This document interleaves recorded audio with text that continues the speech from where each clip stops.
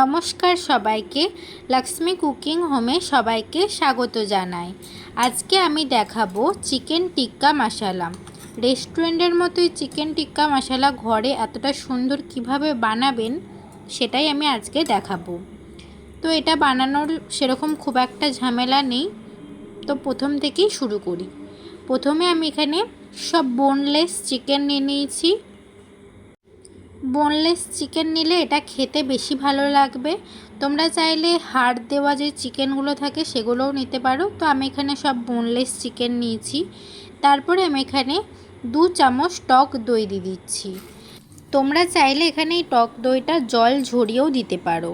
তো তারপরে আমি এখানে দিয়ে দিচ্ছি আদা রসুনের পেস্ট 2 চামচ, তার সঙ্গে পরিমাণ মতো নুন, ছোট 1 চামচ ধনে জিরে গুঁড়ো, আর ছোট 1 চামচ কাশ্মীরি লঙ্কার গুঁড়ো, গরম মশলার গুঁড়ো, 1/2 চামচ হলুদ, আর লেবুর রস।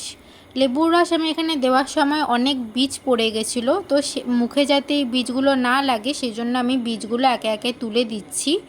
এই বীজগুলো আবার যদি মুখে লাগে তাহলে তেতো লাগবে, সেই জন্য বীজগুলো একে একে তুলে দিয়ে আমি এটাকে ভালো করে মাখিয়ে নেব।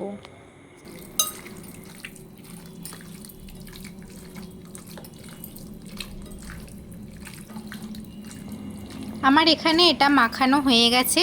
এরপর আমি এটাকে আধ ঘন্টার জন্য ঢাকা দিয়ে দিচ্ছি। চিকেন টিক্কা মশলা বানানোর জন্য আমি এখানে এই সবজিগুলো নিয়েছিলাম। তার মধ্যে আমি 2টো পেঁয়াজ নিয়েছি, বড় বড় সাইজের। পেঁয়াজগুলোকে আমি এরকম ছোট ছোট কুচি কুচি করে পেঁয়াজগুলো কেটে নিচ্ছি, কারণ চিকেন টিক্কা মশলায় পেঁয়াজগুলো বেটে দিলে সেটা খেতে ভালো লাগবে না অবশ্যই। তার জন্য আমি এখানে চিকেন টিক্কা মশলায় পেঁয়াজগুলো ছোট ছোট করে কুচি কুচি করে দিচ্ছি। তারপরে আমি এখানে 2টো টমেটো কাটবো। একটা টমেটো আমি এখানে পেস্ট করব, আর একটা টমেটো আমি মশলায় দেবো, মানে যে মশলাটা তৈরি হবে চিকেন টিক্কার মশলাটা, সেটার জন্য আমি একটা টমেটো দেবো আর একটা টমেটো বেটে দেবো। তো 2টো টমেটো যেহেতু দেবো সেজন্য আমি 2টো টমেটো এরকম ছোট ছোট করে কুচি কুচি করে নিচ্ছি। টমেটোটা কোচানো হয়ে গেলে আমি এখানে দিচ্ছি একটা ক্যাপসিকাম। আমি একটা ক্যাপসিকাম দেবো না, এখানে একটা ক্যাপসিকাম দিলে বেশি হয়ে যাবে, সেই জন্য আমি এখানে আধখানা ক্যাপসিকাম দিচ্ছি। তো ক্যাপসিকাম কাটার স্টাইলটা হচ্ছে যে প্রথমে যে এই যে এতটা বীজটা থাকে সেই বীজটা কেটে ফেলে দিতে হবে। তারপরে ক্যাপসিকামটাকে যতটা তোমাদের মনে হবে সেরকম অনুযায়ী মাপের কাটতে পারো। ক্যাপসিকামটা একটু বড় বড় কাটাই ভালো, কারণ ক্যাপসিকামটা তরকারিতে দিলে একদম গলে যায়, সেই জন্য ক্যাপসিকামটা একটু বড় বড় সাইজের কাটাই ভালো।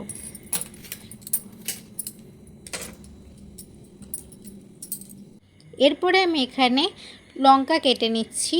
প্রায় এখানে 10টার মতো লঙ্কা আছে, 10-12টা আমি লঙ্কা দিচ্ছি। তোমরা তোমাদের ঝালের অনুযায়ী লঙ্কা দিও। লঙ্কা যারা বেটে দিতে চাইছো বেটেও দিতে পারো, তবে লঙ্কা কুচিয়ে দিলে বেশি ভালো হবে। আমি 2টো টমেটোর কিছুটা টমেটো বেটে নিচ্ছি আর কিছুটা টমেটো মশলায় দেবো।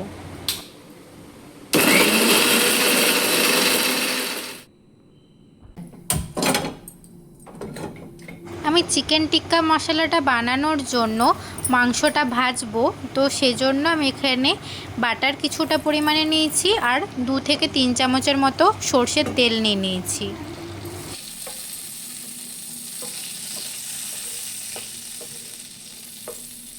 আমার এদিকে আধ ঘন্টা হয়ে গেছে, মাংসটা ম্যারিনেট করে রেখেছিলাম। এরপরে আমি এখানে এক এক করে মাংস ভাজতে দিয়ে দেবো। প্রথমে একটা পিঠ কিছুক্ষণের জন্য ভাজতে দেবো। লো ফ্লেমে কিন্তু গোটাটা ভাজাটা হবে, হাই ফ্লেম দিয়ে দিলে মাংস পুড়ে যাবে আর এদিকে ভেতরে সেদ্ধও হবে না, সেই জন্য লো ফ্লেম দিয়ে মাংসগুলোর একটা পিঠ ভাজতে দেবো।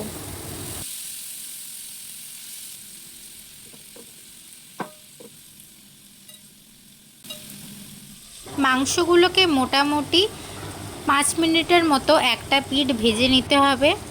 5 মিনিট ভাজা হয়ে গেলে মাংসগুলোর একটা পিঠ, তারপরে আবার আরেকটা পিঠ ভাজার জন্য এটা উল্টে দিতে হবে।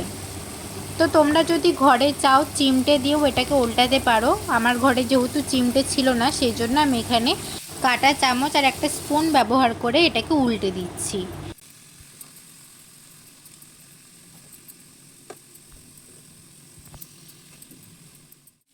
আমি মাংসগুলোকে আরও 5 মিনিট রাখার পরে আরেকবার করে উল্টে উল্টে দিচ্ছি। দেখো আরও ভালোভাবে খড়া খড়া করে ভাজা হয়ে যাচ্ছে। এরকম 5 মিনিট করে রেখে রেখে পিঠগুলোকে একবার করে উল্টে দিলে মাংসটা খড়া হয়ে পুরো ভাজা হয়ে যাবে। তাহলে এটা চিকেন টিক্কার মশলা বানানোর জন্য আমাদের মাংসটা কিন্তু রেডি হয়ে গেছে।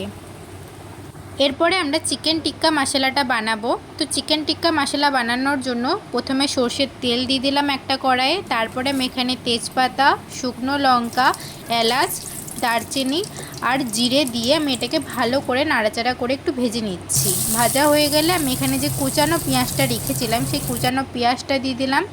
দিয়ে এটাকেও একটু ভালো করে ভেজে নিচ্ছি। এটা একটু লাল লাল করে ভাজা হয়ে গেলে আমি এর মধ্যে যে কোচানো লঙ্কাটা ছিল সেটা এখানে দিয়ে দিলাম।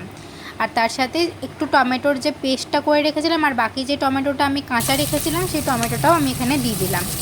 তো এটা আমি এগুলো এবার ভালো করে একটু ভেজে নেব। ভালো করে লাল লাল করে এগুলো একটু ভাজা হয়ে গেলে তারপরে আমি এখানে যে আদা রসুনের পেস্ট করে রেখেছিলাম সেই আদা রসুনের পেস্টটা আমি এখানে দিয়ে দিচ্ছি। এরপর এগুলোকে একটু ভালো করে নাড়াচাড়া করে নেবো। আর তার সাথে আমি যে টমেটোর পেস্টটা করে রেখেছিলাম সেটাও এখানে দিয়ে দিচ্ছি। দিয়ে এগুলোকে একটু ভালো করে নাড়াচাড়া করে যতক্ষণ না এগুলোর কাঁচা গন্ধটা উড়ে যাচ্ছে ততক্ষণ পর্যন্ত এটাকে ভালো করে নাড়াচাড়া করতে হবে। ভালো করে মোটামুটি 2 মিনিটের মতো নাড়াচাড়া করলেই দেখবে কাঁচা গন্ধটা উঠে যাচ্ছে আর আস্তে আস্তে ওই মশলাটা থেকে একটু তেল ছাড়তে শুরু করবে। তখন তার মধ্যে আরও যে বাদবাকি মশলাগুলো আছে ওগুলো দিয়ে দেবো।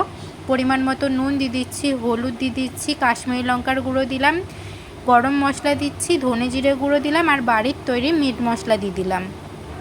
এগুলো দিয়ে একটু ভালো করে নাড়াচাড়া আবার করে নেব।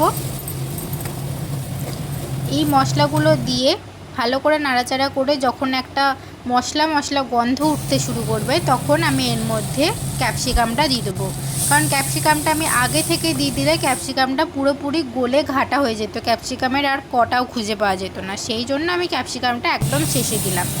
এরপরে আমি এখানে যে মশলাগুলো বেটে রেখেছিলাম আগে থেকে সেই মশলার ধোয়া জলটা একটু দিয়ে দিলাম। দিয়ে এটাকে আরও একটু ভালো করে নাড়িয়ে চাড়িয়ে নিয়ে দিয়ে আমি এটাকে সাদা জল এখানে একটু দিয়ে দেবো।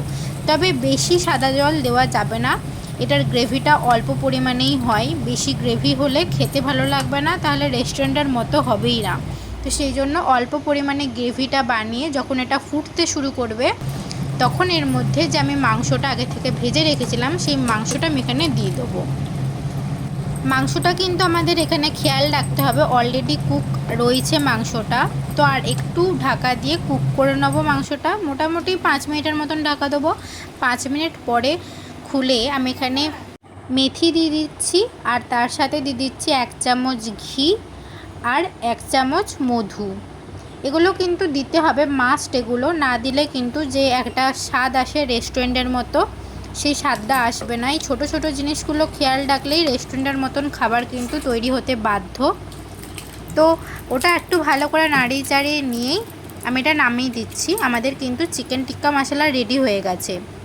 আমি ওপর থেকে ফ্রেশ ক্রিম দিয়ে দিলাম।